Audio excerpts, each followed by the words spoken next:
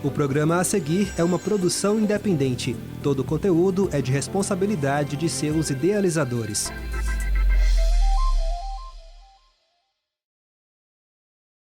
A educação superior no Brasil, infelizmente, ainda é pouco acessível a grande parte da população brasileira. Apesar dos avanços das últimas décadas, quando olhamos para o interior do Brasil e longe das capitais e grandes centros, vemos que a oferta de cursos ainda é muito escassa.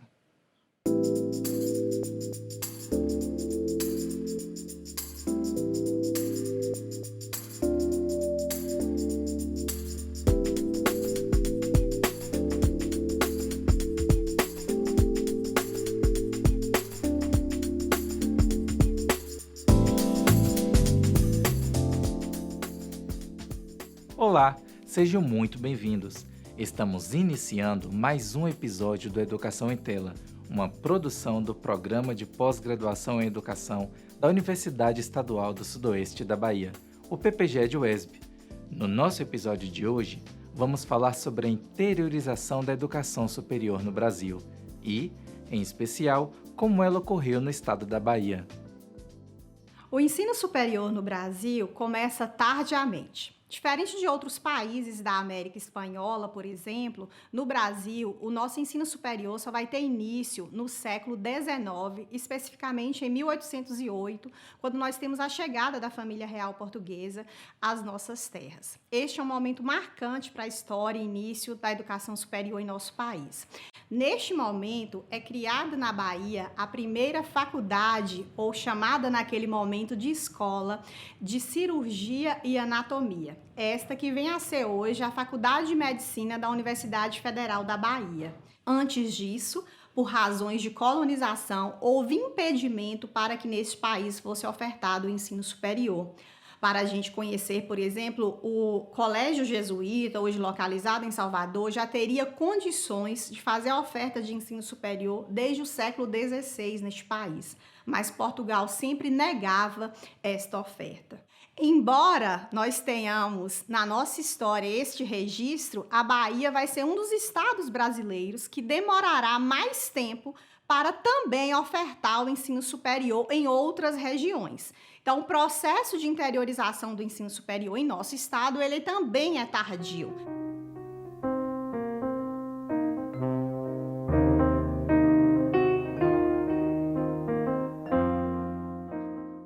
No caso específico das demais cidades do interior, em 1915, quando a gente já começou um processo de institucionalização das universidades públicas no Brasil, nós tivemos um decreto do nosso presidente, na ocasião Venceslau Braz, que proibia que fossem ofertados cursos superiores e a criação de universidades, especificamente em cidades com menos de 100 mil habitantes.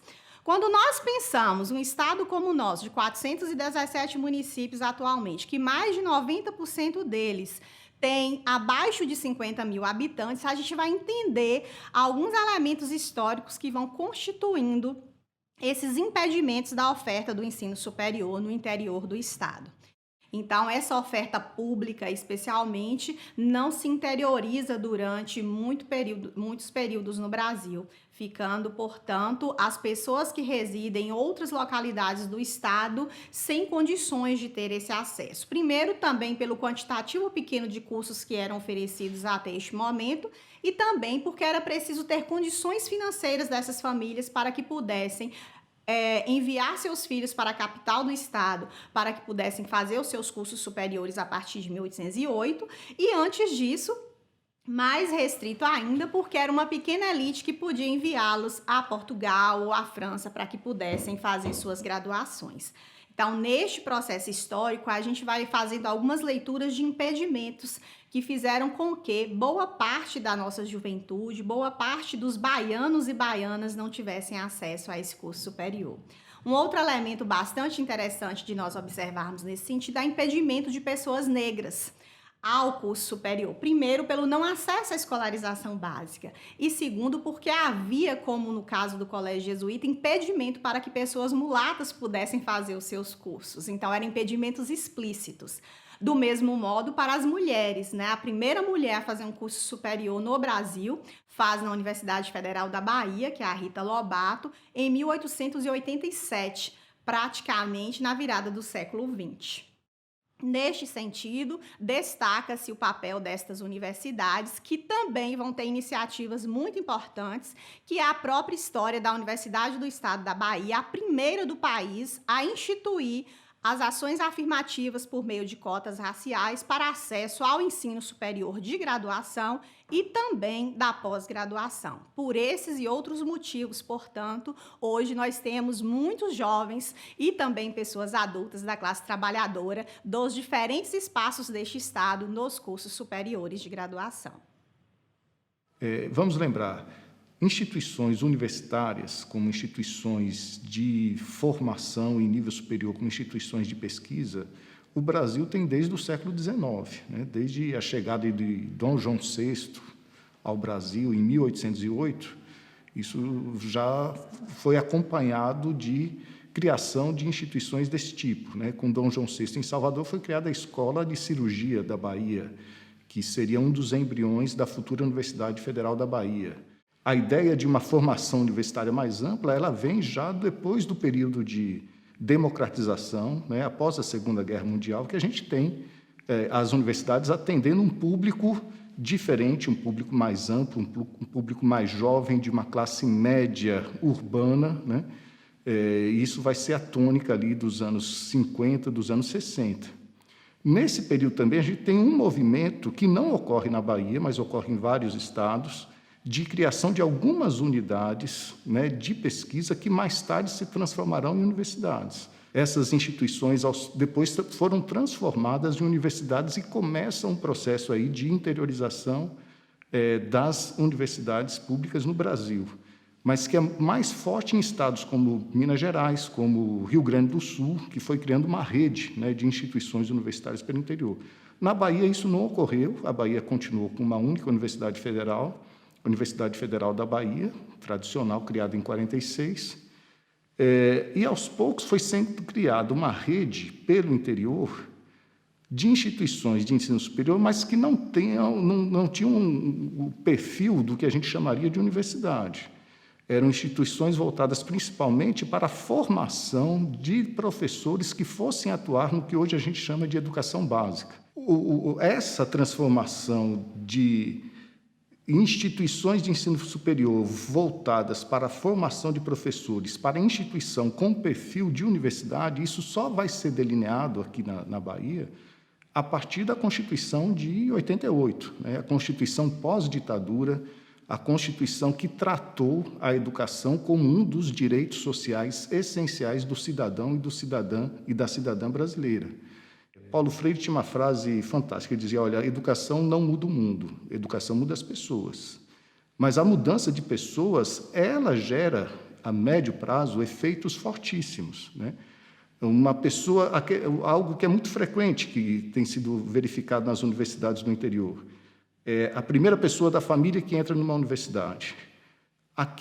Isso já tem um impacto na vida dessa pessoa e tem um impacto do ponto de vista geracional. O filho dessa pessoa que chegou pela primeira vez à universidade, o filho dele já vai ser filho de uma pessoa com educação superior, com mais possibilidades de desenvolvimento pessoal, de desenvolvimento cultural, de inclusão, né, nos direitos de cidadania.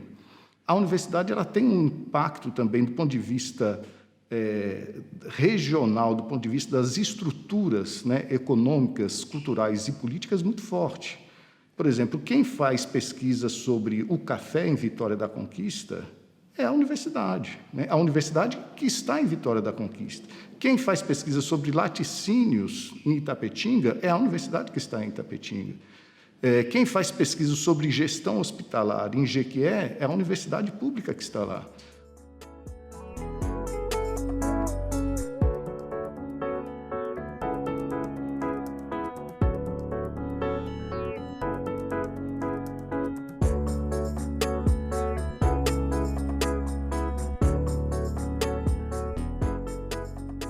Então, isso é um dado inegável. Não existe projeto de desenvolvimento socioeconômico do ponto de vista da lógica do Estado, do ponto de vista da lógica da sociedade, que não passe pela emancipação das pessoas, pela dinamização do conhecimento e pela disseminação desse conhecimento pelas estruturas sociais.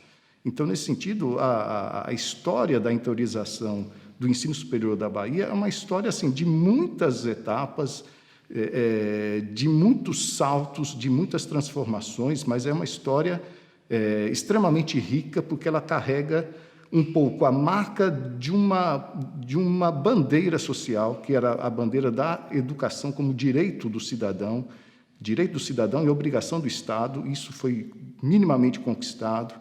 Ela carrega a marca da diversidade, ela carrega a marca da inclusão, ela carrega a marca da emancipação e ela carrega essa marca, né, das potencialidades de desenvolvimento, das potencialidades de mudança e transformação.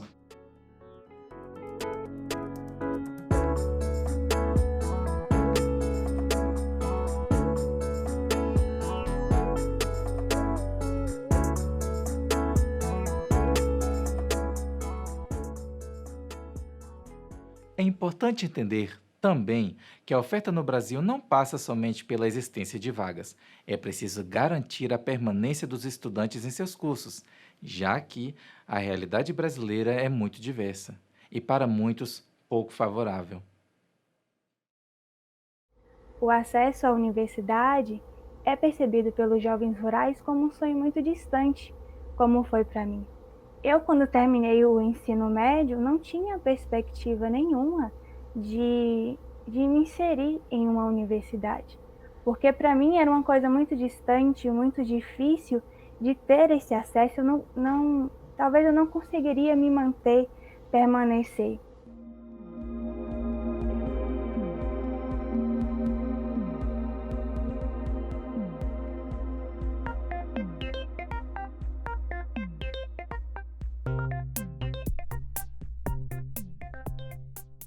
A educação, ela se tornou para os jovens rurais uma vivência importante para o desenvolvimento tanto social quanto individual.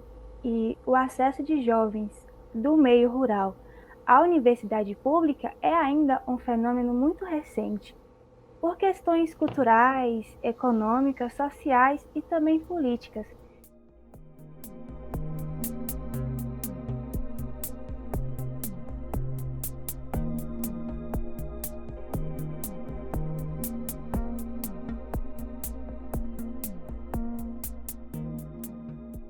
Como estudante, eu mantenho através da ajuda dos meus pais e também através das bolsas do Mais Futuro, e também agora sou monitora de um projeto de pesquisa, extensão e estudo, que é o NEP. E é a partir dessas bolsas remuneradas que eu consigo me manter na universidade.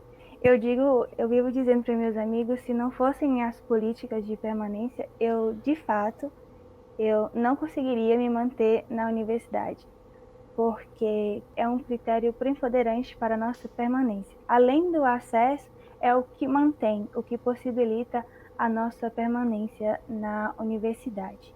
Eu digo que adentrar a UNEB especificamente foi verdadeiramente uma transformação, porque apesar dos percalços e das provações que a gente embate na vida, né? Eu costumo dizer que o estudo é o poder que a gente tem. E aí eu falo até com meus familiares, meu irmão, com minhas primas, que a única seguridade que a gente tem é o conhecimento que a gente adquire. E que isso começa desde cedo, porque se eu tivesse desistido, talvez, lá no ensino médio, eu não teria alcançado tanto que eu alcancei até aqui. Vimos que as ações afirmativas e de permanência estudantil podem colaborar de forma efetiva com a política de interiorização do ensino superior no país, permitindo assim que mais pessoas possam dar continuidade aos seus estudos. E no próximo bloco, veremos um pouco da história da educação superior na Bahia. É rápido, não saia daí.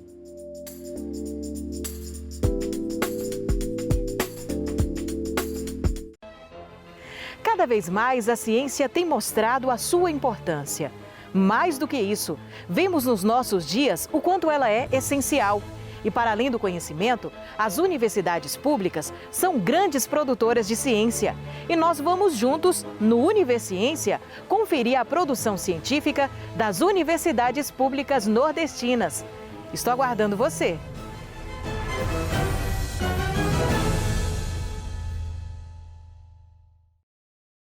Ela se expõe demais. O chefe deve estar pegando ela. Ele bateu, mas ela provocou. Ela só pode estar de TPM. O machismo impregnado na sociedade diminui as mulheres e pode até acabar em violência. Já passou da hora de mudar sua atitude.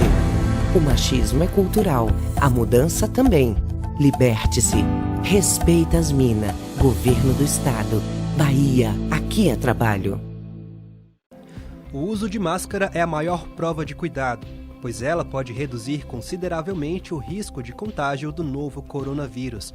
Quando você está em um mesmo ambiente que outra pessoa contaminada pela Covid-19 e nem você e nem ela utilizam a máscara, o risco de contágio é muito alto. Mas quando vocês passam a fazer uso da máscara, o contágio é reduzido consideravelmente, garantindo a sua segurança e a de outras pessoas. Continue fazendo a sua parte. Fique em casa, mas se precisar sair, use máscara e salve vidas.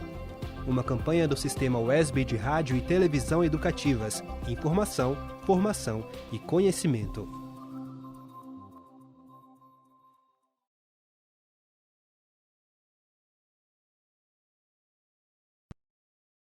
O Estado da Bahia tem um percurso histórico próprio. A política de descentralização das instituições de ensino superior foi gestada, em grande medida, visando o desenvolvimento econômico e social de suas macro-regiões.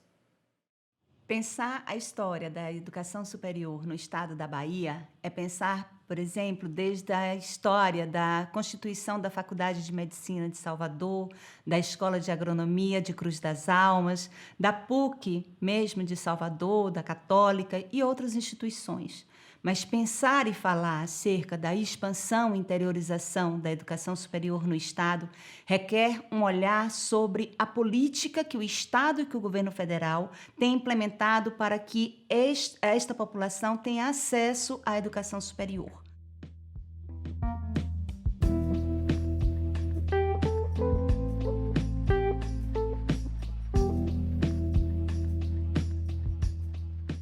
A Bahia vai pensar um plano estadual de educação e cultura a partir da década de 60, final da década de 60, início da década de 1970, com um projeto que pensa numa descentralização econômica. Então, nós vamos ter, inicialmente, pensado no Brasil, na Bahia, se temos a Universidade Federal da Bahia localizada especialmente em Salvador, mas com um braço em Cruz das Almas, era necessário também pensar uma política que atingisse, que contemplasse toda a região interiorana. Na região metropolitana de Salvador, ficaram concentrados os cursos das engenharias, da medicina, do direito, geologia, que atendia a administração, que atendia diretamente ao projeto de desenvolvimento da época. Para o interior, foram pensados os cursos de licenciatura curta, a exemplo das faculdades de formação de professores, a FFP, que tivemos também essa faculdade de professores em Jequié, em Jacobina, em Alagoinhas, Feira de Santana. Posteriormente, a gente vai incorporar a rede estadual ao UESC, que anteriormente era uma faculdade privada. Bem, na década de 60 e na década de 70, essas faculdades vão organizar a formação de professores, tendo em vista a política de desenvolvimento que era implementada no país. Como não tínhamos recursos nem estrutura para trazer outros cursos inicialmente, a Universidade Estadual do Sudoeste da Bahia iniciou a sua atuação na educação superior com os cursos de formação de professores, inicialmente de letras, posteriormente veio de estudos sociais, ciências exatas, mas a escola de agronomia, a escola de administração, a escola de zootecnia, a escola de enfermagem também em Feira de Santana. Na mesma forma e da mesma organização, muito próxima, a gente vai ter a constituição das outras UEBAs.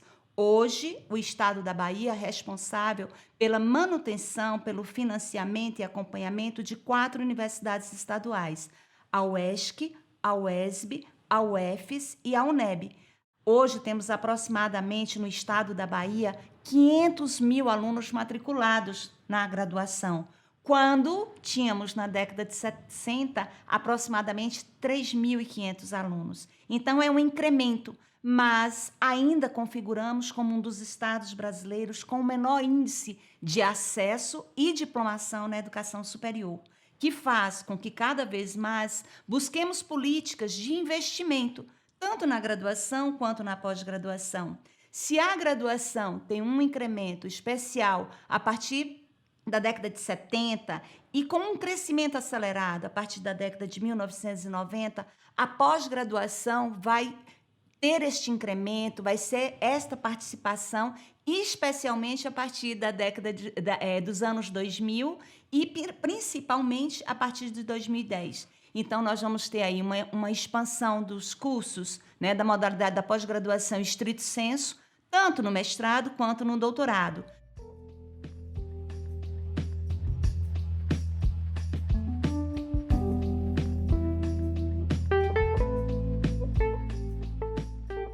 A partir dos anos 2000, as estaduais também ocuparão este espaço.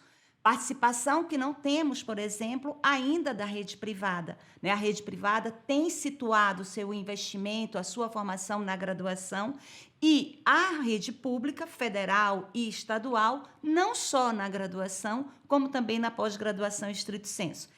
As universidades estaduais baianas, os estabelecimentos da rede federal, que constitui a rede pública do Estado, é considerada pela sociedade um dos maiores patrimônios que temos para assegurar o acesso da classe trabalhadora, especialmente, às instituições públicas.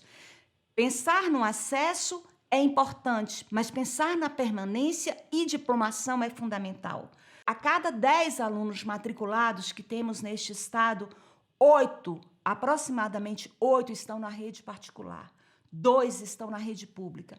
Essas instituições têm como papel predominante, preponderante, um investimento na qualidade da população baiana, na qualidade da população brasileira. Isso, sim, é pensar a autonomia da sua economia, do seu desenvolvimento econômico e do seu desenvolvimento cultural.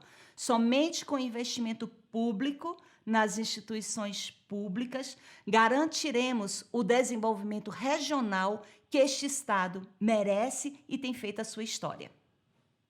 Atualmente, a dificuldade de financiamento é um dos maiores desafios enfrentados pelas universidades, não só as multicamp, mas também as localizadas em grandes capitais, sejam elas federais ou estaduais. Para se ter uma ideia, o total de recursos destinados no período de 2003 a 2019, somente com pagamento de juros, encargos e amortizações da dívida pública, foi de mais de 8 trilhões de reais. Isso representou 11 vezes mais do que os recursos destinados às universidades e 54 vezes mais que os recursos recebidos pela área de ciência e tecnologia. E a pós-graduação? Qual o significado? Qual a importância da interiorização desses cursos nesse ambiente? Bom, então, para tentar enfatizar um pouco a relevância e a importância da interiorização da pós-graduação, eu vou usar uma categoria de análise que é a categoria da decolonialidade, né? Que é uma categoria que se refere ao processo de emancipação do sujeito de uma mente colonizada por referenciais de identidade, cultura e até de ordenamento político e social construído por outros sujeitos, né? Por outras culturas, que não aquela do sujeito do lugar.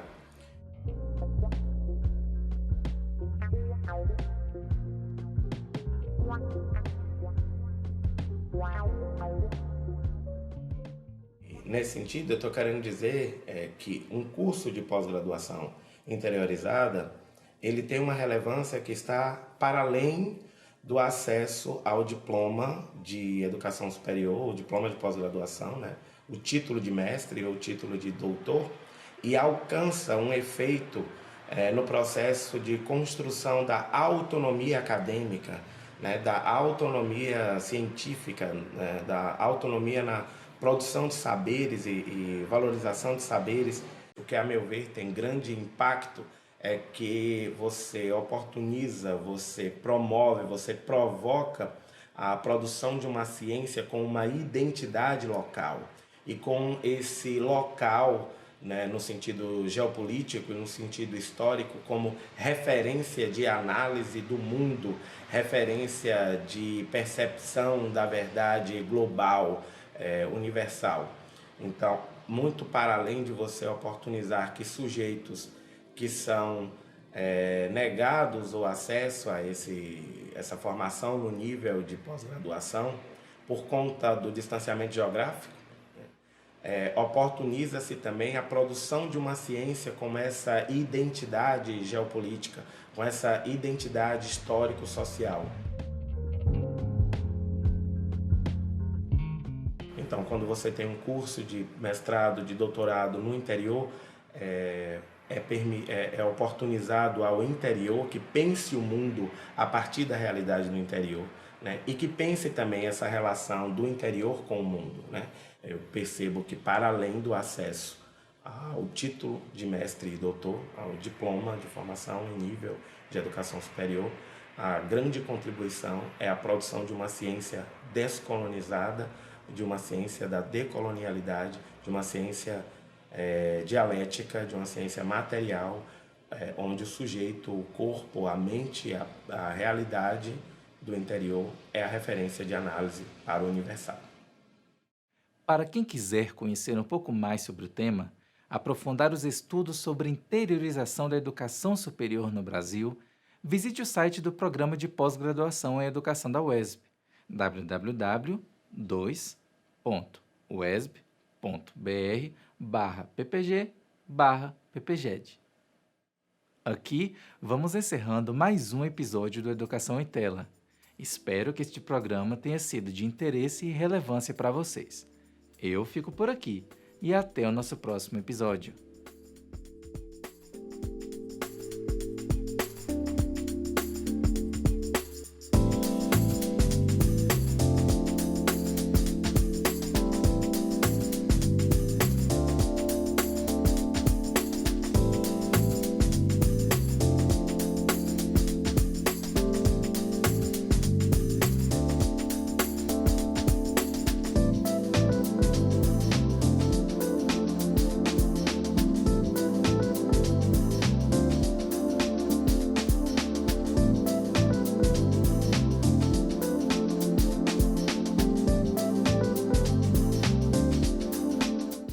O programa que você acabou de assistir é uma produção independente. Todo o conteúdo é de responsabilidade de seus idealizadores.